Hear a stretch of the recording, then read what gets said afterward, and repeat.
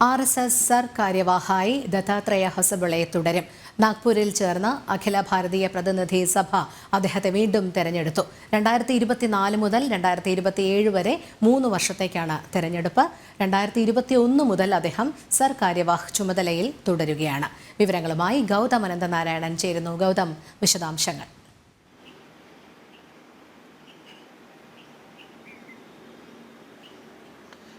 രോഹിണി, നാഗ്പൂരിൽ ചേർന്ന RSSന്റെ അഖില ഭാരതീയ പ്രതിനിധി സഭയിലാണ് ഇപ്പോൾ സർക്കാരിവാഹായി വീണ്ടും ദത്താത്രേയ ഹൊസബളയെ തെരഞ്ഞെടുക്കുന്നത്. അദ്ദേഹം 2021 മുതൽ സർക്കാരിവാഹായി പ്രവർത്തിക്കുകയായിരുന്നു. നാഗ്പൂരിൽ നടക്കുന്ന ഈ ഒരു പ്രതിനിധി സഭയിലാണ് വീണ്ടും അദ്ദേഹത്തെ 3 വർഷത്തേക്ക് സർക്കാരിവാഹായി വീണ്ടും പ്രതിനിധി സഭ തെരഞ്ഞെടുത്തത്. 2024, അതായത് ഈ വർഷം മുതൽ 2027, ഇനിയും നാഗ്പൂരിൽ 2027 അടുത്ത പ്രതിനിധി സഭ ചേരുന്നത്. രാഷ്ട്രീയ സ്വയംസേവക സംഘം സ്ഥാപിതമായ അതല്ലെങ്കിൽ സംഘത്തിന്റെ കേന്ദ്ര കാര്യാലയം എന്നത് നാഗ്പൂരിലാണ്. അതിനാൽ നാഗ്പൂരിൽ നടക്കുന്ന പ്രതിനിധി സഭയിലാണ് സംഘത്തിനകത്ത് ചുമതല മാറ്റങ്ങൾ ഉണ്ടാകുന്നത്. അതിനാൽ ഇതിൽ സ്വാഭാവികമായും സർക്കാരിവാഹ, അതോടൊപ്പം തന്നെ സഹസർക്കാരിവാഹ തുടങ്ങി വളരെ നിർണായകമായ RSSന്റെ ചുമതല മാറ്റങ്ങൾ നാഗ്പൂരിൽ നടക്കുന്ന പ്രതിനിധി സഭയിലാണ് ഉണ്ടാകുന്നത്. ഓരോ 3 വർഷം കൂടുമ്പോഴും നാഗ്പൂരിൽ പ്രതിനിധി സഭ ചേരും. എന്തായാലും ഇന്ന് രാവിലെ ഇപ്പോൾ സർക്കാരിവാഹായി വീണ്ടും സർക്കാരിവാഹായി ദത്താത്രേയ ഹൊസബളയെ തെരഞ്ഞെടുത്തിരിക്കുന്നു. അല്പസമയത്തിനകം അദ്ദേഹം നാഗ്പൂരിൽ മാധ്യമങ്ങളെ കാണുമെന്നും മനസ്സിലാക്കാൻ സാധിക്കുന്നുണ്ട്.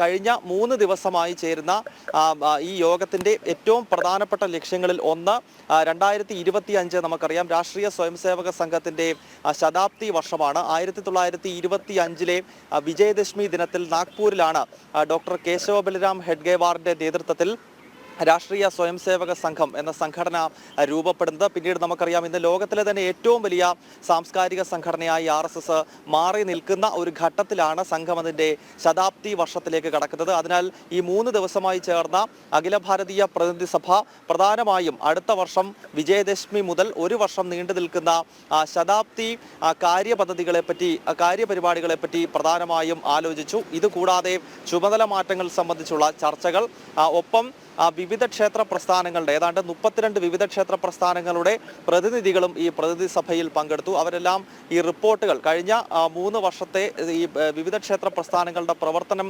സംബന്ധിച്ചുള്ള റിപ്പോർട്ടുകൾ വായിച്ചിട്ടുണ്ട്. അത് സംബന്ധിച്ചുള്ള വിലയിരുത്തൽ, കൂടാതെ വരുന്ന 1 വർഷത്തെ രാഷ്ട്രീയ സ്വയംസേവക സംഘത്തിന്റെ സർസംഘചാലക് ഡോക്ടർ മോഹൻ ഭാഗവത്, സർസംഘചാലകിന്റെ കാര്യപരിപാടികൾ, എവിടൊക്കെ അദ്ദേഹം യാത്ര ചെയ്യണം, ഏതൊക്കെ ശാഖകൾ, ഏതൊക്കെ പ്രാന്തുകളിലേക്കാണ് പോകേണ്ടത്, ഇതെല്ലാം സംബന്ധിച്ചുള്ള ചർച്ചകൾ. ഇതാണ് പ്രധാനമായും 3 ദിവസത്തെ അഖില ഭാരതീയ പ്രതിനിധി സഭയുടെ അജണ്ട എന്നത്. യോഗം ഇന്ന് വൈകുന്നേരമാണ് അവസാനിക്കുന്നത്. എന്തായാലും 12:30 വീണ്ടും സർക്കാരിവാഹായി തെരഞ്ഞെടുക്കപ്പെട്ട ദത്താത്രേയ ഹൊസബളെ മാധ്യമങ്ങളെ കാണും. അതിലൂടെ 3 ദിവസമായി ചേർന്ന ഈ പ്രതിനിധി സഭയുടെ കൂടുതൽ വിവരങ്ങൾ നമുക്ക് ലഭ്യമാകും.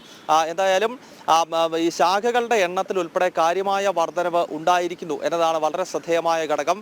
നിത്യശാഖകളുടെ എണ്ണം 73,000 ഉയർന്നിരിക്കുകയാണ്. കഴിഞ്ഞ അഖില ഭാരതീയ പ്രതിനിധി സഭയിൽ അത് 68,000 ആയിരുന്നുവെങ്കിൽ ഇപ്പോൾ 73,000-ലേക്ക്, ഏതാണ്ട് 4,000 ശാഖകൾ കൂടി രാജ്യത്തിന്റെ വിവിധ ഭാഗങ്ങളിൽ നിത്യശാഖകൾ കൂടി തുടങ്ങിയിരിക്കുന്നു. ഇത് 1,00,000-ആക്കി ഉയർത്തുക എന്നതാണ് ശതാബ്ദി വർഷത്തിലെ RSSന്റെ ഏറ്റവും പ്രധാനപ്പെട്ട ലക്ഷ്യം എന്നത്. നിത്യശാഖകൾ കൂടാതെ നമുക്കറിയാം മിലൻ ശാഖകളുണ്ട്. അങ്ങനെ വിവിധ രീതിയിൽ ശാഖകൾ നടക്കുന്നുണ്ട്. എങ്കിലും സംഘടനയ്ക്ക് വലിയ സ്വാധീനം കൃത്യമായി ചൂണ്ടിക്കാണിക്കുന്നത് നിത്യശാഖകൾ തന്നെയാണ്. അത് 73,000 നിത്യശാഖകൾ ഇന്ന് രാജ്യത്തിന്റെ വിവിധ ഭാഗങ്ങളിൽ നടക്കുന്നു എന്നാണ് അഖില ഭാരതീയ പ്രതിനിധി സഭ പ്രധാനമായും വിലയിരുത്തിയിരിക്കുന്നത്. ശരി, ഗൗതം അനന്തനാരായണനാണ് വിവരങ്ങൾ നൽകിയത്.